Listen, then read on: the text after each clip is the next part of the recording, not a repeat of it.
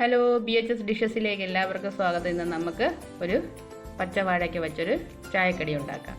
അതിനായി ഞാൻ ഒരു വാഴയ്ക്ക എടുത്തിട്ടുണ്ട്. ഇത് നമുക്ക് നേന്ത്രക്കായ ആയാലും പച്ചക്കറി കിട്ടുന്ന വാഴയ്ക്ക ആയിരുന്നാലും കുഴപ്പമില്ല. നമുക്ക് തൊലിയെല്ലാം കളഞ്ഞ് വൃത്തിയാക്കി എടുക്കാം. വൃത്തിയാക്കി എടുത്തിട്ടുണ്ട്. ഇനി നമുക്ക് ഇതിനെ ഒന്ന് ഗ്രേറ്റ് ചെയ്തെടുക്കാം.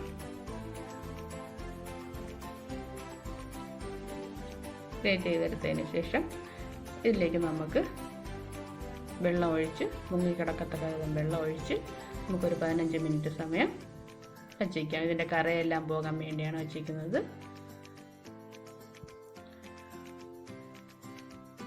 അപ്പോൾ 15 മിനിറ്റ് കഴിഞ്ഞിട്ടുണ്ട്. ഇതിലെ കറയെല്ലാം പോയി. ഇനി തന്നെ നമുക്ക് നന്നായി പിഴിഞ്ഞ് എടുക്കാം. വെള്ളമെല്ലാം പോയി കഴിഞ്ഞിട്ടുണ്ട്, പിഴിഞ്ഞെടുത്തിട്ടുണ്ട്. ഇനി ഇത് നമുക്ക് ഇതിലേക്ക്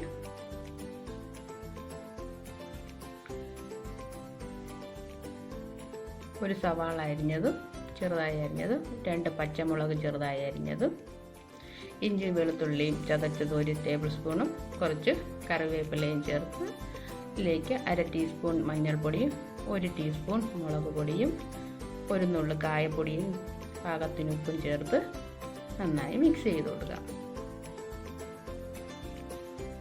നന്നായി മിക്സ് ചെയ്തതിന് ശേഷം ഇതിലേക്ക് നമുക്ക് 4 ടേബിൾ സ്പൂൺ കടലമാവ് ചേർത്ത് കൊടുക്കാം. കടലമാവ് ചേർത്തതിന് ശേഷം അതിലേക്ക് 1 ടേബിൾ സ്പൂൺ കോൺഫ്ലവർ ചേർത്ത് കൊടുക്കാം. കോൺഫ്ലവർ ഇല്ലെങ്കിൽ അരിപ്പൊടി ചേർത്താലും മതി. നന്നായി മിക്സ് ചെയ്യാം. അതിൽ വെള്ളം ചേർക്കേണ്ട ആവശ്യമൊന്നുമില്ല. നന്നായി മിക്സ് ചെയ്തതിന് ശേഷം അതിലേക്ക് 1/2 ടേബിൾ സ്പൂൺ ചിക്കൻ മസാലയും കൂടെ ചേർത്ത് കൊടുക്കാം. നന്നായി കുഴച്ചെടുക്കാം. കുഴച്ചെടുത്തതിന് ശേഷം എണ്ണ ചൂടായി വരുമ്പോഴേക്കും നല്ല ചൂടായതിന് ശേഷം തീ കുറച്ചതിന് ശേഷം ഇതിലേക്ക് സ്പൂൺ കൊണ്ടോ കൈ കൊണ്ടോ എടുത്തിട്ട് ഫ്രൈ ചെയ്തെടുക്കാം.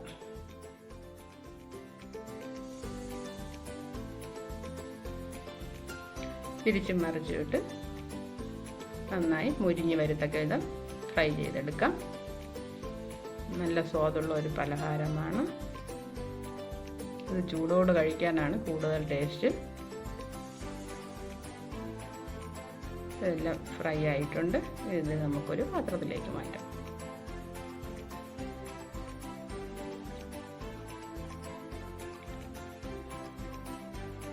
ബാക്കിയുള്ളതും കൂടെ അതേപോലെ ചെയ്തെടുക്കാം.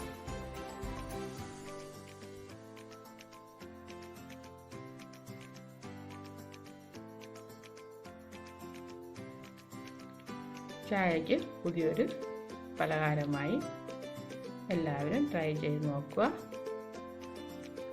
Thank you.